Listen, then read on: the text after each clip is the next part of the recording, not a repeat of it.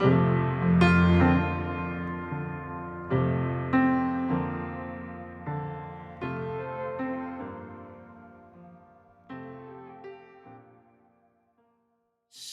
창세기 5장에 있는 이 아담의 족보 마지막 부분을 읽었습니다. 이제 6장부터 누구 이야기가 길게 나오냐면 노아의 이야기가 등장하기 때문에 창세기 5장의 이 아담의 족보는 방주에 타게 되는 그 노아와 노아의 아들들까지 이어지고 일단 끊어집니다. 이 노아의 수평 족보 이야기는 창세기 6장 9절부터 시작되는데 이렇게 시작합니다. 이것이 노아의 족본이라. 노아는 의인이요 당대의 완전한 자라. 그는 하나님과 동행하였으며 하면서 이 노아의 이야기 족보, 그러니까 옆으로 펼쳐지는 수평 족보 이야기는 무려 9장까지 아주 재밌게 이어지고요. 노아의 수직 족보는 다시 창세기 10장에 등장합니다. 자, 오늘은 창세기 5장에 기록된 지금 아담의 수직 족보, 그 중에서 마지막 부분을 장식하는 이 네 사람들을 통해서 하나님께서 오늘 우리에게, 우리 교회에게, 우리 각 가정과 각 개인에게 주시는 말씀 듣도록 하겠습니다. 첫 번째로 무드셀라를 통해서 말씀하십니다. 결국 그도 죽었느니라 라고 말씀하고 계세요. 여러분, 무드셀라는 누구냐면 세상에서 제일 장수했던 사람입니다. 그는 969세를 살았습니다. 무드셀라보다 더 최고 장수한 사람 과거에도 없었고 앞으로도 없을 겁니다. 그는 단 한 번뿐인 이 하나님의 역사, 이 지구의 역사에 최고 장수하도록 선택된 그런 사람이었습니다. 그가 얼마나 오래 살았는지 한번 느껴보기 위해서 제가 시간을 거꾸로 계산해 보았습니다. 만약에 무드셀라가 올해 2024년에 죽었다면, 그는 언제 태어난 사람이었냐면 AD 1055년에 태어난 사람입니다. 중세 시대에 태어나서 십자군 전쟁 목격한 사람이 코로나 걸리지 않으려고 마스크 쓰고 다녔을 사람이에요. 1000년은 여러분 그렇게 긴 시간입니다. 그런데 아무리 우리에게 이렇게 길게 느껴지는 1000년의 세월도 하나님의 관점으로 보면 어떻게 보일 수 있다고 성경은 우리에게 경고하죠. 하루같이 보일 수 있다고 말씀하십니다. 사랑하는 자들아, 주께는 하루가 1000년 같고 1000년이 하루 같다는 이 한 가지를 잊지 말라. 베드로가 이 얘기를 하는 목적은 무엇이었을까요? 바로 이 말씀을 그 뒤에 하기 위해서였습니다. 그러나 주의 날이 도둑같이 오리니 그 날에는 하늘이 큰 소리로 떠나가고 물질이 뜨거운 불에 풀어지고 땅과 그 중에 있는 모든 일이 드러나리로다. 이 모든 것이 이렇게 풀어지리니 너희가 어떠한 사람이 되어야 마땅하냐. 거룩한 행실과 경건함으로 하나님의 날이 임하기를 바라보고 간절히 사모하라. 아무리 오래 사는 것 같고 아직 내게 시간이 한참 많이 남아있는 것 같아도 내게 죽음이 찾아와서 끝이 오고 결산하는 날이 오고 하나님 앞에 서야 하는 날이 누구에게나 어떤 방식으로 찾아오냐면요, 한참 뒤에 찾아오는 것이 아니고 도적같이 찾아온다. 그러니까 누구나 벌써 오다니 라고 느낀다는 거예요. 그래서 마땅히 지금 오늘 어떻게 살아야 하는지를 잘 생각하고 거룩한 행실과 경건함으로 살아야 된다. 하나님 말씀 그렇게 말씀하는 거죠. 여러분, 무드셀라는 최고 장수한 사람, 세상에서 가장 오래 살았지만 그도 결국 어떻게 되었습니까? 그는 969세를 살고 죽었더라. 이게 하나님 말씀이에요. 무드셀라라는 이름에서는 두 의미의 해석이 나오는 경우가 많습니다. 무드셀라는 두 합성어인데요, 무트는 번역하면 사람이라는 뜻이고 셸라흐는 창이나 무기라는 뜻입니다. 그래서 무트샬라흐, 창 던지는 자로 해석되기도 하고요. 무트는 또 죽다라는 뜻도 가지고 있고, 샬라흐는 던지다, 보내다라는 뜻을 가지고 있어서 무트샬라흐, 죽음을 보내다라고 해석해서, 어떤 사람들은 무드셀라의 아버지 에녹이 유다서에서 선지자라고 얘기하잖아요. 그 선지자였기 때문에 에녹이 어떤 특별한 계시를 받아서 무드셀라가 죽으면 그해 심판이 온다라는 의미에서 그의 이름을 죽음을 보내다, 죽음을 던지다라고 무드셀라라고 지었다고 해석하기도 합니다. 왜냐하면 계산해 보면 무드셀라가 죽은 그 해에 홍수의 심판이 왔어요. 그런데 성경이 말하고 있지 않은 부분을 지나치게 상상할 필요는 없습니다. 중요한 것은 성경이 기록하고 있는 메시지가 중요합니다. 무드셀라를 통해서 하나님은 어렵지 않게, 복잡하지 않게 누구나 다 이해할 수 있는 메시지를 뭐라고 기록하셨죠? 그것이 무엇입니까? 살고 죽었더라예요. 무드셀라는, 최고 장수한 사람 무드셀라는 하나님께서 온 인류에게 던지시는 창입니다. 무드셀라는 하나님께서 우리 모든 인류에게 죽음을 보내신다는 경고입니다. 아무리 오래 사는 것 같아도 죽음이 온다. 하나님 말씀하고 계십니다. 죽음이 있기 때문에, 끝이 있기 때문에 우리는 반드시 목적을 찾아야 하고, 살아있을 때 목적을 찾아야 하고, 존재 이유를 찾아야 하고, 바른 길을 찾아야 하고, 구원의 방법을 찾아야 합니다. 배를 탔는데 배에 구멍이 났어요. 그래서 계속 조금씩 물이 차올라요. 언젠가는 이 배가 바닷속으로 침몰한다는 결론을 아는 사람은 배에서 어떻게 탈출할까? 그걸 생각하지. 그걸 무시하고 칵테일 바를 가고 선탠하고 춤추고 노래 부르고 칼질하면서 고기만 썰지 않습니다.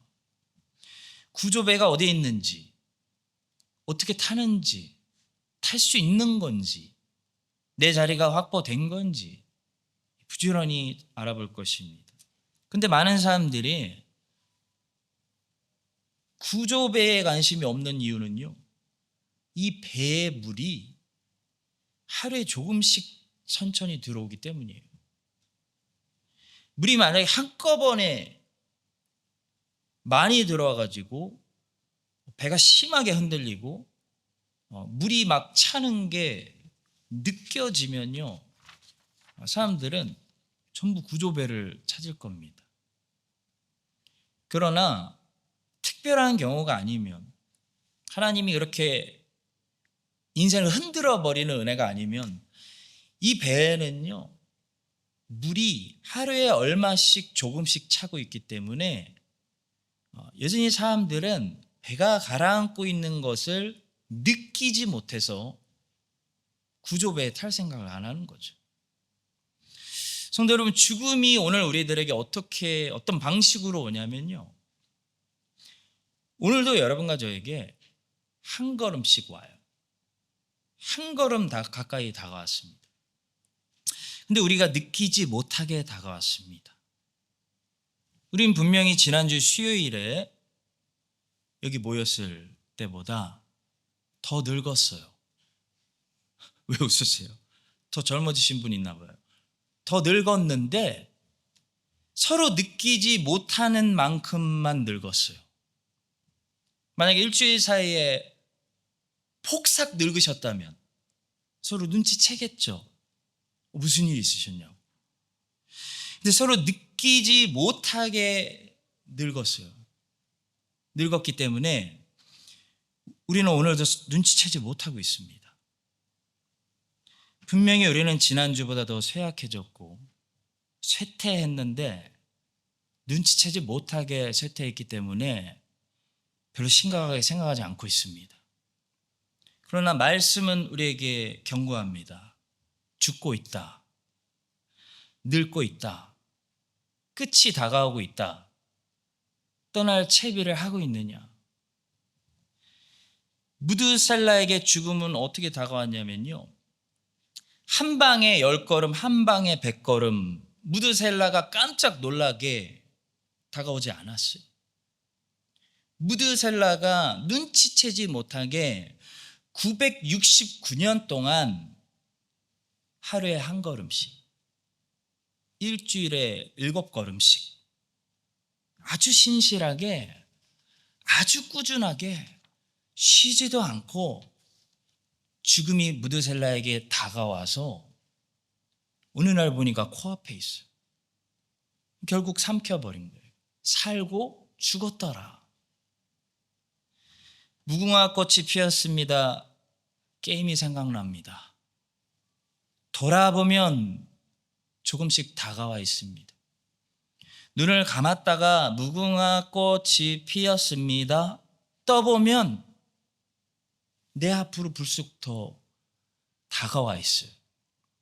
성도 여러분, 오늘 밤도 우리가 눈을 감고 내일 아침 깨보면 죽음은 또 우리에게 한 걸음 다가와 있습니다. 여러분, 이 사실을 기억하시고, 그래서 왜 사는가? 왜 나는 살아있는가? 무엇을 위해 살아야 하는가?